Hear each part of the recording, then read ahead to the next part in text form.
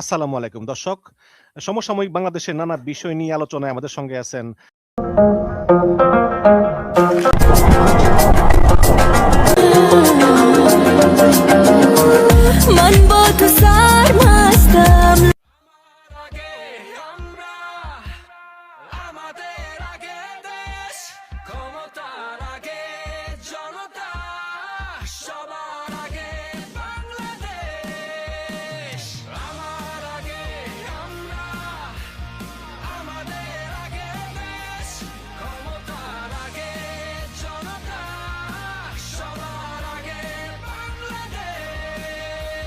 সুপ্রিয় দর্শক, সাজ্জাদ কাদিরের প্রীতি নিন, শুভেচ্ছা নিন।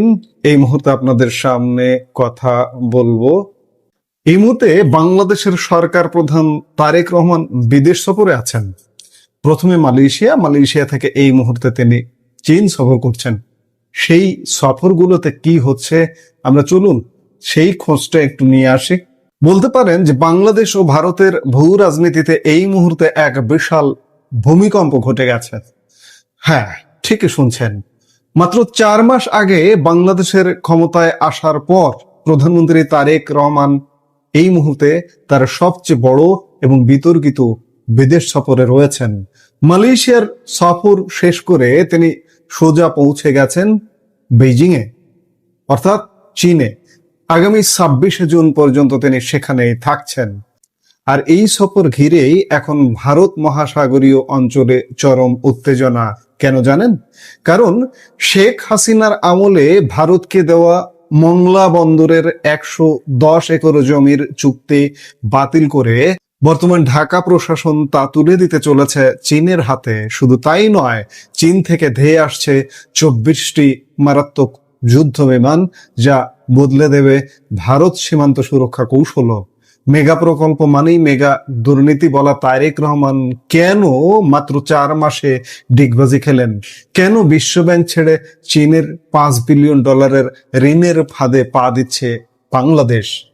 এই মুহূর্তের ভিডিওতে প্রতিটি পয়েন্টের চুলচেরা বিশ্লেষণ করব আমরা।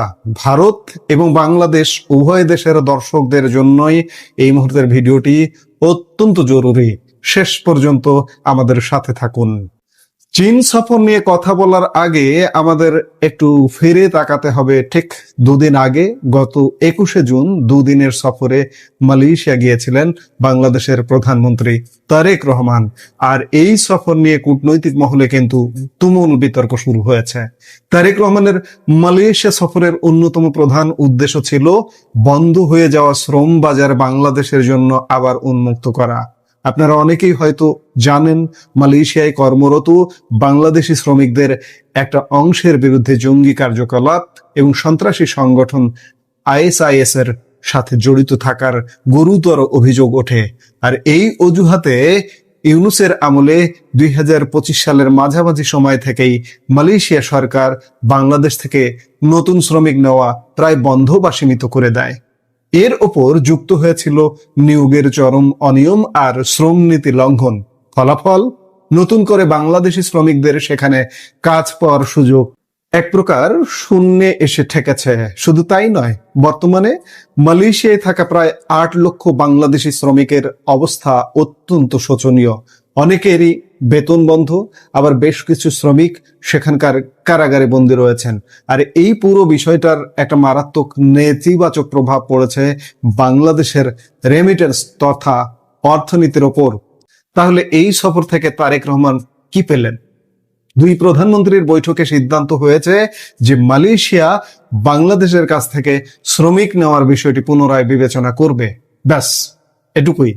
কূটনৈতিক মহলের এক বড় অংশের মতে পুনরায় বিবেচনা করার আশ্বাস ছাড়া এই সফরে তারেক রহমানের আর কোনো উল্লেখযোগ্য প্রাপ্তি নেই। তবে হ্যাঁ, এর উল্টো মত আছে। কেউ কেউ মনে করছেন প্রধানমন্ত্রী হিসেবে প্রথম সফরেই তিনি একসঙ্গে অনেকগুলো ক্ষেত্রে দুদেশের সম্পর্ককে এগিয়ে নেওয়ার একটা শুভ সূচনা করতে পেরেছেন। এই সফরকালে 2 দেশের মধ্যে বেশ কিছু চুক্তি ও সমঝোতা স্মারক স্বাক্ষরিত ও বিনিময় হয়েছে। 2 প্রধানমন্ত্রীর উপস্থিতিতে যে নথিগুলো আদান প্রদান করা হয় তার মধ্যে প্রধান হলো সাংস্কৃতিক সহযোগিতা চুক্তি। দুই দেশের মধ্যে দ্বিপাক্ষিক সাংস্কৃতিক বিকাশের লক্ষ্যে একটি সমঝোতা স্মারক বা MOU স্বাক্ষরিত হয়। মালয়েশিয়ার সাথে আপনি কি সংস্কৃতি বিকাশ করবেন, এই প্রশ্নটা আপনার কাছে রেখে দিলাম দর্শক। বিনিয়োগ বৃদ্ধি সংক্রান্ত চুক্তি, বিনিয়োগ প্রসার ও সহজীকরণের উদ্দেশ্যে একটি এক্সচেঞ্জ অব নোটিশ বিনিময় করা হয়। সন্ত্রাসবাদ দমন, সন্ত্রাসবাদ মোকাবেলা, সক্ষমতা বৃদ্ধি এবং এ সংক্রান্ত গবেষণায় পারস্পরিক সহযোগিতার জন্য আরেকটি এক্সচেঞ্জ অব নোটস বিনিময় করা হয়। এই সবকিছু মিলে দুই পক্ষের মধ্যে একটি পারস্পরিক বিবৃতি দেওয়া হয়েছে। আসলে দর্শক, আপনি এই যে যা শুনলেন তাতে মালয়েশিয়া সফরে প্রাপ্তি কি আপনি একটু হিসেব করে দেখুন। আমি বলবো প্রাপ্তি 0। এবার আসা যাক আসল খেলায়। মালয়েশিয়া থেকে সোজা চীনের বেইজিং এ ল্যান্ড করেছেন বাংলাদেশের প্রধানমন্ত্রী। বাংলাদেশের পররাষ্ট্র সচিব আসাদ আলম সিয়াম সংবাদ মাধ্যমকে জানিয়েছেন, এই সফরে চীনের সাথে বাংলাদেশের প্রায় 17টি চুক্তি এবং সমঝোতা স্মারক বা MOU স্বাক্ষরিত হওয়ার জোরালো সম্ভাবনা রয়েছে। বেইজিং এ চীনের প্রধানমন্ত্রীর সাথে 2 দফা আলোচনার পাশাপাশি তারেক রহমান বৈঠক করবেন চীনের প্রেসিডেন্ট শি জিনপিং এর সাথেও। কিন্তু এই বৈঠকের এজেন্ডা কি? এজেন্ডা হলো একগুচ্ছ মেগা প্রকল্প। চীনের সাথে এই আলোচনার টেবিলে প্রাধান্য পাচ্ছে দ্বিতীয় পদ্মা সেতু, যমুনা সেতু এবং তিস্তা ও পদ্মা ব্যারেজের মতো বিশাল সব অবকাঠামো প্রজেক্ট। আর এই প্রজেক্টগুলোর জন্য চীনের কাছ থেকে বিপুল আর্থিক সহায়তা চাইছে বাংলাদেশ।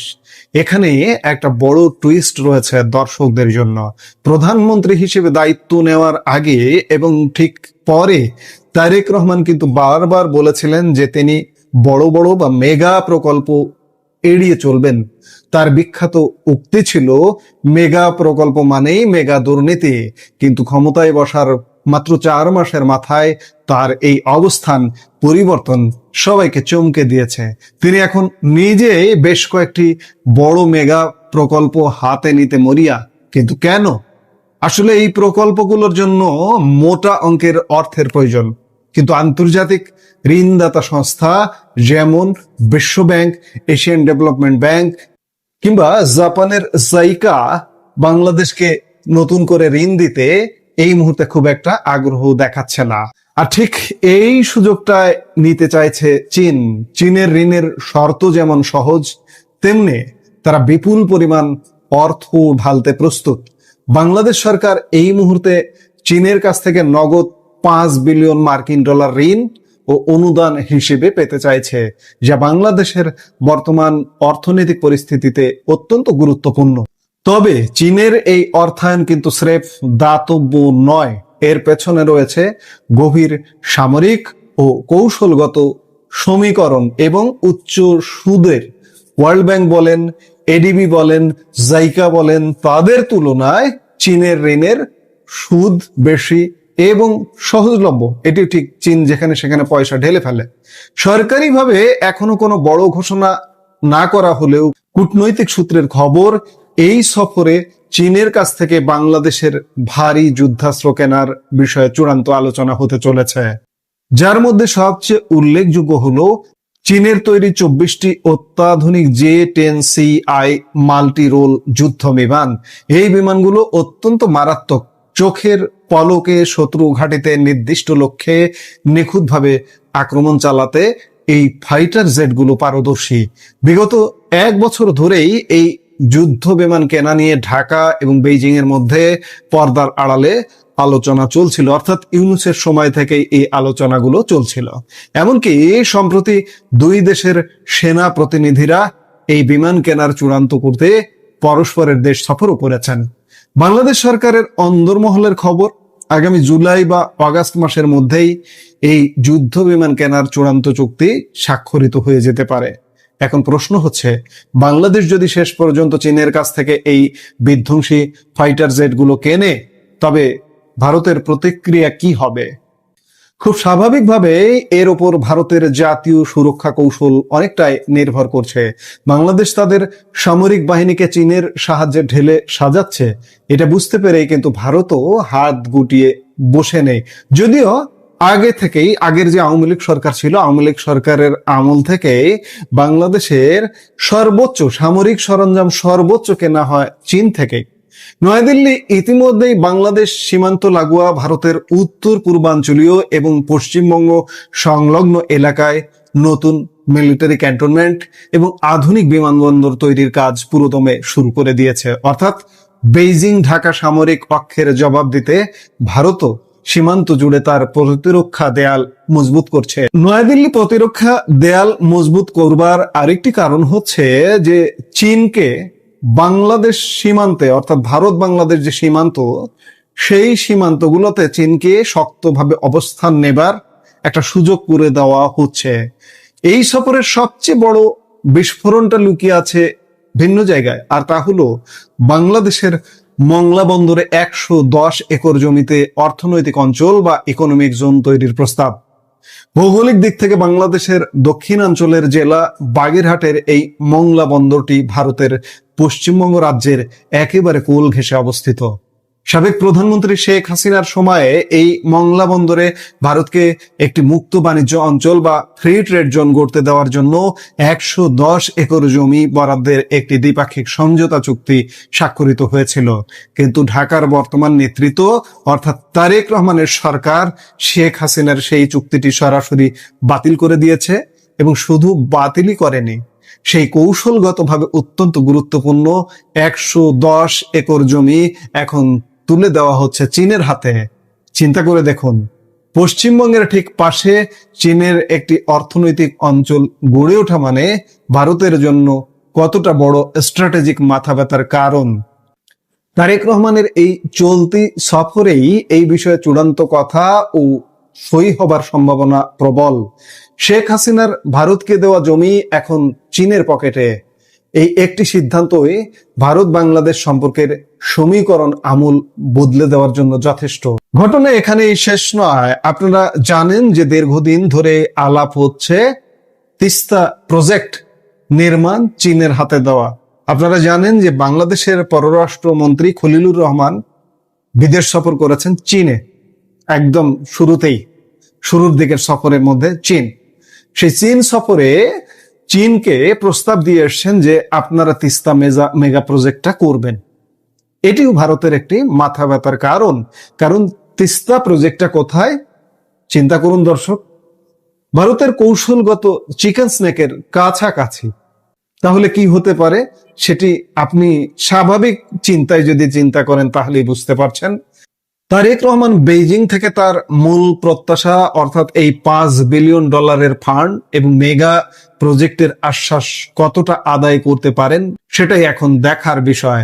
চীনের এই ডেট ট্র্যাপ বা ঋণের ফাঁদ বাংলাদেশকে শ্রীলঙ্কা বা পাকিস্তানের মতো পরিস্থিতির দিকে ঠেলে দেবে, নাকি তারেক রহমান চীনের কাঁধে ভর করে বাংলাদেশের অর্থনীতিকে উদ্ধার করতে পারবেন?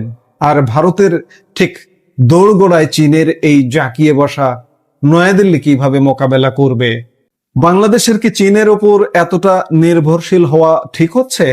আর ভারতের পরবর্তী পদক্ষেপ কি হওয়া উচিত এর উত্তরে যদি বলি তাহলে ভারত স্বাভাবিকভাবে নাখোশ হবে। আপনি ওদিকে মংলা বন্দর দিচ্ছেন, ভারতের সাথে যে চুক্তি হয়েছিল সেটি বাতিল করে দিয়ে চীনকে দিচ্ছেন।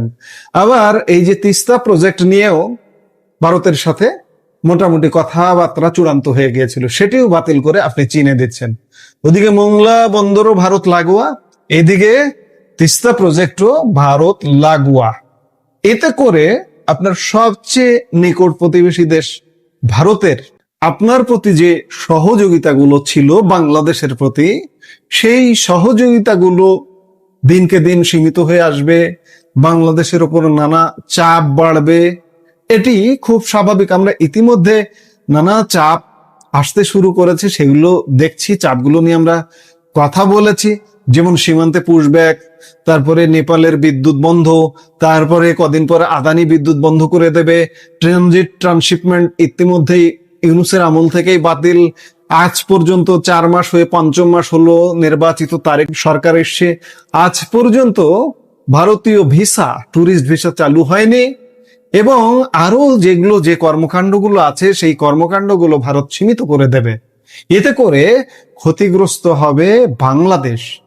তারেক রহমানের যেটি উচিত ছিল, ব্যালেন্স অফ রিলেশন একটা রাখার দরকার ছিল ভারতের সাথে, ভারতকে খুশি রেখে চীনকেও খুশি রেখে। ঠিক আগের সরকার যেটি করেছে, হ্যাঁ আগের সরকার যেটি করেছে বিএনপি সরকার সেটি করবে না, কিন্তু আগের সরকার যেটি করেছে সেটি যদি ভালো হয় কেন করবে না বিএনপি সরকার? আর করবে না যেহেতু বাংলাদেশের জন্য যে খারাপ হবে তাতে কোনো মনে হয় খুব বেশি সন্দেহের অবকাশ নেই। এখন দেখার বিষয় যে সামনে কি ঘটছে, আমরা নিশ্চয়ই দেখব।